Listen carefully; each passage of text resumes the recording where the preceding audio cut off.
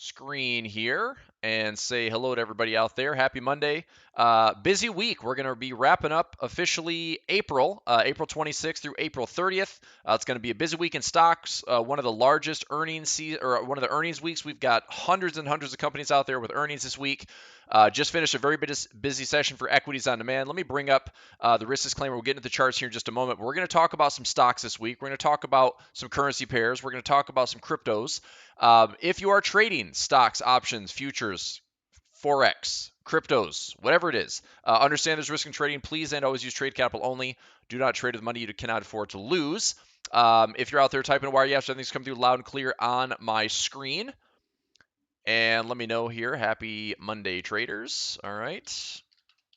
And let's get started. All right. We're going to get in, like I said, we just finished up a really busy session for equities on demand. I want to get into the charts and kind of give you the highlights and the overviews. We talked about a couple of trades from last week. We had a lot of great profits last week. We hit some limits and targets. Let's take a look at the stock market first and foremost. Earnings-wise, let me show you a little website here, earningswhispers.com. And I'm just going to walk you through. I did this morning on my YouTube channel as well. Check this out. So if I just go into earnings report, so we had a big move on Tesla this morning. We'll talk about that. This is just Monday's earnings, and we're not even close to being done. I'm just rolling through, just scrolling through. Show more. Lots of earnings, right? Before market, after market, that's all for today. Tuesday, do the same thing. Okay, Tyson, myself, and Equities on Demand, we have one set up for UPS as well as 3M. Couple of earnings plays for our Equities on Demand class. Another very busy, crazy week. Show more. Lots of earnings this week. So the list goes on. There are hundreds and hundreds of different companies with earnings this week. It's going to be a big one. Take a look at the stocks. Let's look at the SPY. Let's look at the QQQ. Take a look. All right, so we're at a really critical spot. Last week, you can see the indecision that we had from last week, right? So have a look-see here. Can everybody see that last week, if I just go ahead and use my encapsulation tool on Smart Trader, watch this.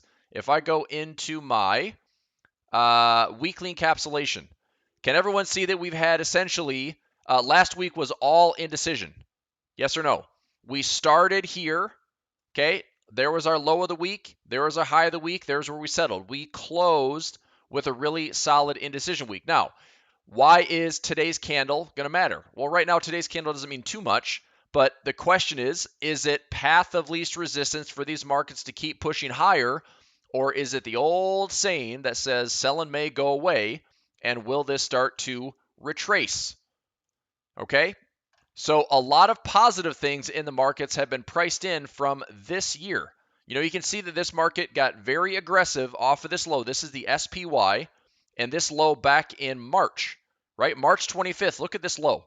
We have rallied almost 10% on the S&P 500 since middle of March. That's a lot. Now, for a healthy market cycle, it'd be nice to see a 10% rally, maybe followed by a 3 to 4% correction in order for buyers to come back in and say, hey, let's take this up to new highs. But if we keep stretching and stretching and stretching and stretching, my concern is that with gaps, previous resistance, and this market gets into overextended, oversold, lots of divergence, then we're going to start to see a violent snapback, right? And so we might see a bit of a pop here. I'm not saying this is a bubble or anything, but just a bit of a pop to, create a little bit of volatility. But this week with so much going on, how do we end this week? All right, so I'm looking at a daily chart. I'm using a weekly encapsulation. By the time we wrap up this week, I'm just going to go ahead and trace this right here. Okay, if we take this area for encapsulation and we take this over into today's trading, check this out. Let me get rid of that one. If I take this over into today's trading, right here, what I want to see is, are we going to push higher for the week? My drawing tool is not working very well. If I want to push higher for the week or push lower for the week, I want to see if this week we end up hitting some volatility. So one thing that's actually very cool, Tyson and I set this up in Equities on Demand last week, the IWM, this is a Russell 2000 ETF, and we are planning for some volatility. So the IWM follows a lot of these small cap stocks in the Russell 2000. Now we set up a play that if price goes up or down, we're going to make some really nice money on the IWM. And traders are filled with us last week on Friday. So far, so good. The trade is going our way. But what we're looking for is to see, will the small caps lead the large caps? Okay, or you might be looking at this and say, well, Chris, maybe I see a little pattern here. Maybe this high, this low, maybe we head up into this area and then head back down, and we see more and more indecision happening on these markets. Right? Would that make sense? So long story short, we're looking for what was consolidation here for the last 3 weeks to expand into something bigger. We're looking for the IWM to come up and retest highs or retest lows, but go somewhere else other than sideways. And if that happens, we should be in good shape for that trade. We have earnings this week, like I showed, so there's going to be a very busy day-to-day sessions in our Equities on Demand. If anybody's interested in learning more about how to trade stocks and options with our Equities on Demand class, myself and Tyson Clayton, we're having a blast. It's super busy, but it's super fun, and traders are learning a ton. And the best part is traders are making some good profits as well, as are we, which is the best. That's the best part. Have your cake and eat it too, because we can teach, have a following, trade live, all good stuff. So enjoying that a lot. Okay, let's go into the QQQ really quickly. So the NASDAQ, this is the ETF that follows NASDAQ 340.78. Again, 2 weeks of indecision. We had a 12+% rally right here. From this low to this high, we had about a 12% rally on the NASDAQ. Very little pullbacks. We just found a way to get back to these highs. My concern on the NASDAQ is this. Okay, this structure right here has been broken. We have this high.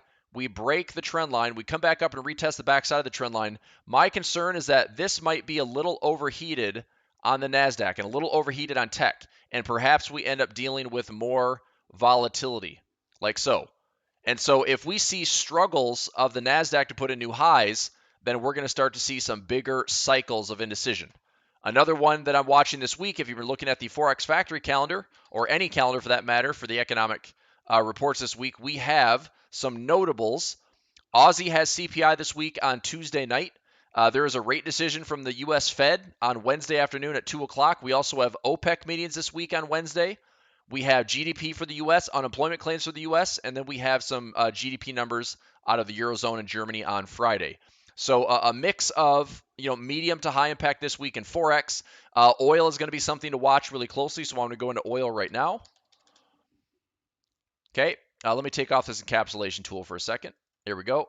So oil is currently trading at 62.16. I still think that oil looks really good to the downside. We have this trend line break. Nice and clean, right? We have this high around $68. Even if oil finds a way to come back up and retest the highs, I'm still short on oil targeting the lows around $55. I think that we can come back into this little breakout point right there. There's a lot of pocket trading back around the low 50s. So I could see oil being something that falls sooner rather than later. Maybe OPEC tries to jawbone it this week. Maybe they try to say the right things to keep oil prices, boosted, but I think technically speaking, oil is going to have some limited upside and more than likely technical downside. And so even if it's just range bound, we had a little range here and then a big trend. I could see us going more range bound in oil right here. Potentially we give some more of that back, but if I'm looking to sell oil, I would love to sell it up here between $67 and $68. I'd love to be short on oil, targeting those mid 50s. If you're looking at more of a conservative play, you can just look for a trend line break this week. If that way price goes higher and higher and higher and higher, that is fine. Let it come back up here, test the high, look for some bearish confirmation, take that trade back down into this low, stop loss above the high. So oil could be a pretty straightforward trade this week. If oil ends up getting back up to these highs, expect a stronger Canadian dollar. Okay, if oil ends up breaking down and trending to the downside of this, 56 or lower level, then look for the Canadian dollar to get weaker. So trades that I'm currently in that I'm liking, I'm long on the CAD Swiss, and so far this is working out okay. Now I'm long for a much larger time frame and much bigger plan, but I'm looking to get long based on this past resistance becoming support. If this is a high, low, lower high, lower low, so be it. I'm going to buy the CAD Swiss nice and low and trade this thing much higher in the next probably 1 to 3 months. Okay, for this week, I'm looking for the CAD Swiss to return into this area, which is around 7,400 to 7,450. If the CAD Swiss hits that area, I'm going to take some profit on my long position on CAD Swiss.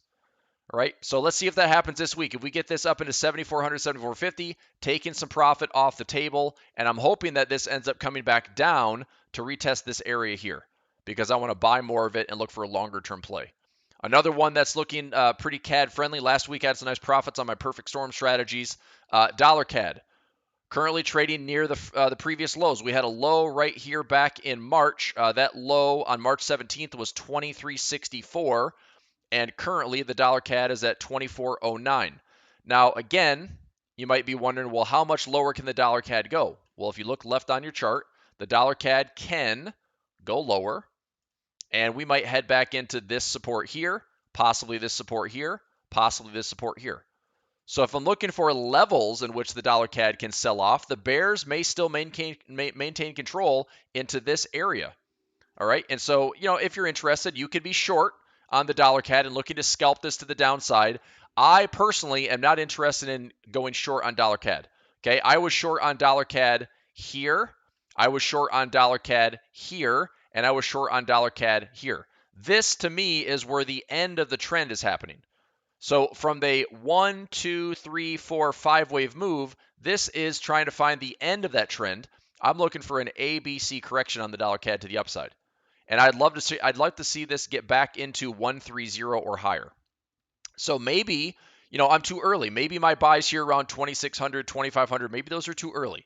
But if I can still look at some of these bigger levels to accumulate some very small buy trades, or simply wait for price to get on the right-hand side of the trend line, that is a much cleaner trade for me. And the probability for me is if I buy it nice and low, I have a chance to manage some profit, back up towards 2,900, back up towards 1.30. And I think that's probably the bigger trade that's coming, like I said, in the next maybe 1 month, maybe the next couple of months. Maybe, April finishes and we have, April and May give us very different trends. Maybe April was the dollar CAD pushing lower, lower, lower, lower, lower. April, we find a bottom. Maybe early May, we start to carve out that trend to the upside. So I'm very closely tied to that dollar CAD and watching it, watching where price is at. I have levels to buy this thing nice and low. I also have a little price action pro deployment, looking to pick up some buy trades as well. Dollar Swiss is another one that I like. Currently trading at 91.43. If the dollar Swiss heads up into 9,300 or 9,350, looking to take some short-term buy trade profits there. So I'm already long on the dollar Swiss recently around 9,200. If it gets up to 93, 93.50, I'm going to take some short-term profits. Right? If this falls a little bit lower, that is totally fine. In fact, I would be smiling all the way if this thing slides and slides and slides and slides, because I think dollar Swiss can get back to this level here. Right? So I have some trades spaced out. I've got a little price action pro robot looking to buy in low and buy in, level myself in for a couple of major spots, buy support, and take this thing back up to 93.50 or this high around 94.50. Right? So let's tie this all together with the dollar index. Here's the dollar index. Okay, could the dollar index go a little bit lower? Sure, we could go a little bit lower, but this to me looks like a very strong case for support on the dollar index. So could we go for, just look at the trend line. If we use a trend line right here, okay, and we've recently broken the trend line, haven't we? So would it make sense that on the right-hand side of the trend line, we start looking for, if it's going to start going higher, now's about that time. Low to high, higher low to higher high, now would be that time on the dollar. But like I said, maybe this week is not very favorable for the dollar. Maybe the Fed has to turn it around. But if we start to slide lower on the dollar index, there's a low that gets tested. Maybe the back side of the trend line at this low gets tested, right? And then we start to create that reversal pattern. I still think the dollar has the ability to get back up to these levels, all right? And again, if I'm wrong, I'm wrong. But technically speaking, there's a lot of fantastic support. If you look left on this chart, look at all this. This goes back, we're essentially in like a 4 to 5 year range on the dollar, right? So this high right here, this low right here, we essentially have been range bound since 2015. Right? And I know that there's traders out there, they're like, I don't know, man, I think this dollar's going to get crushed and the dollar closes here. This thing's off and running to this, the death of the dollar. Maybe. I don't think that's the case, though. I think that it's easier right now for this 1, 2, 3, 4, 5 to form a 1, 2, 3 wave correction. And if it's not exactly where I have it mapped out, I think that this area, we deal with some consolidation, and then we see bullish trades coming later. So I'm patient on the trades for Forex. I'm patient with the dollar index and just letting things fall into place. Okay, anything else that I like this week? I still like Euro Aussie. I've talked about this the last couple of weeks in our AAA sessions. I still like Euro Aussie. Okay, it's very sideways. It's not really doing a lot. We've had a ton of choppiness, which has been great for some range trading. Okay, but if we get back to this high, I'm looking to see if this thing can get to the highs and break higher. There's also some fantastic harmonic targets around 1.60. So if you're taking some notes on this one, I want to buy Euro Aussie nice and low. I want to take it back up to range highs. Ideally, I'm targeting this previous level around 1.60 or slightly higher. But I'm still going to stay long on Euro Aussie for now. And again, that's more of a position trade. Maybe this week it's tighter. Maybe this week it's very range bound, right? Low to high, low to high, very tight. So we haven't really gone above 5,600. We haven't really gone down below 5,350. So we could have some range bound trading on this one for right now. Euro New Zealand. This one may come back to test this trend line. Something like this. Okay, so even if we do test this trend line, this is what I talk about a lot. We might have an equal low, price might come down, bounce off the trend line, and then start to give us a pattern. Again, back to previous support. There's a nice weekly harmonic setup in this one as well. So it's, because I see the higher time frames, the daily and weekly charts, I have to be a lot more patient on letting these trades materialize and play out. Okay? All right, any other trades that I like this week? Let me take a look. Yen pairs, let's go dollar yen. Okay, dollar yen is at 108.14. Currency strength for the day is Aussie and New Zealand and CAD all very strong. So it is a risk on. If I just spell this out here, this is a risk on day. So we have risk on the top and we have risk off on the bottom, right? So the risk on currency pairs like the Aussie, the CAD, New Zealand are winning out today. And the risk off like the dollar, the yen, the Swiss, the euro are not. So it's strong versus weak as we start the week out. Looks like our commodity-based pairs, a dollar's a little bit softer, commodities are stronger, risk-on currency pairs are stronger. That's fine. Now, is that going to be the tone all week? We'll find out. Join us in our trading rooms this week. We'll find out. But this is what we can watch for. It's been amazing since 2020. And again, this happens a lot. But last year, it's like this type of tool right here, just a simple currency strength chart. This tool has been so nice to see the definition of risk-on trading versus risk-off trading. And the good thing is you can spot these alignments and correlations in Forex. You can see how that matters in stocks. If you have risk on trading, we should see a bullish stock market. If we see risk on trading, we're going to see lower volatility on the volatility index. We're going to see the indices ticking higher. We're going to see the probability, the path of least resistance is to stay bullish in stocks. Okay, risk off trading is when everybody gets scared for a couple of minutes, right? When you have a sell-off in the markets. Oh my gosh, risk off trading, what does it look like? Well, if stock markets are in the red, we're probably going to see the euro or the Swiss or the dollar or the yen. Those will be stronger currency pairs on that particular day. So it's a really nice lesson to keep in mind. You can check out tools like this. These are awesome to see what exactly is the best trading for the day. What's the strongest versus the weakest, right? Like today we have the Aussie versus the yen. If you were buying Aussie yen today, that's by far the best trade of the day. Okay? So if you want to see what that looks like, here's the chart. Go to Aussie yen. Aussie yen. And you'll see that it's been a very nice bullish day on Aussie yen. Right there, look at that. So the open for the day was 83.52 and current price is 84.37. So this is up around 80 pips on the day, just straight up. So strong versus weak, right? And we try to find ways to exploit it. So let me do one thing here to get rid of some of those other lines. Right there. Get rid of that. Okay. And I am watching the Aussie yen closely because if we're trying to set up a bit of a top, we are flirting with the right-hand side of this trend line. This might still have one more push in it, right? This might be the 3. This might be the 4. And we might still have a fifth wave to push a little bit higher. But once that fifth wave is done, we're going to have an ABC correction back to this area. And so anybody that is short on Aussie yen, I'm with you. I'm short on Aussie yen. But I'm short at these highs. I'm holding. I've got break-evens that are literally like right here. So if it goes a little bit higher, I will continue to watch this. If we don't break these highs, then I think we hit this resistance and we come back down. If we get into profit or lower, I want to make sure that I'm closing out those profits. but I don't think it's wise to load in right now. I don't think it's wise to get super heavy and super biased because there might be a push and it wants to go higher. We might score a point for those bulls this week. We will find out. But I do think if it closes bullish for the month of April, we could quickly come back and reverse that in May, right? So there's amazing thing in the Forex market and in stocks. We look for technical balance. And so if it's overextended, overstretched, divergence where price and momentum are not agreeing, if it's overbought, those alignments I've traded for years and years and years. And as painful as they might seem, as you can't time it right, you're picking the wrong top or bottom.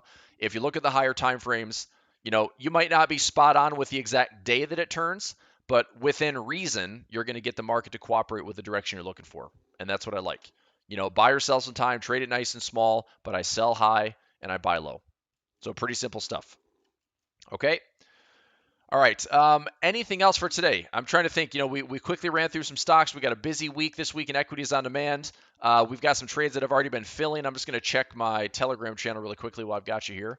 So I posted an alert. 1, 2, 3, 4, 5, 6, 7 trades. We had 2 on our scalping, 2 for earnings. So we had about 10 trades that we're all looking to get in and activate today. And we'll monitor those this week. Got a couple of earnings plays in Forex. Like I said, that's kind of my breakdown for Forex, watching the dollar index, watching oil prices. Is it risk on versus risk off? I'm staying in some of the positions. Here's one of my platforms right here. I am sitting in 1, 2, 3, 4, 5, 6, 7, 8.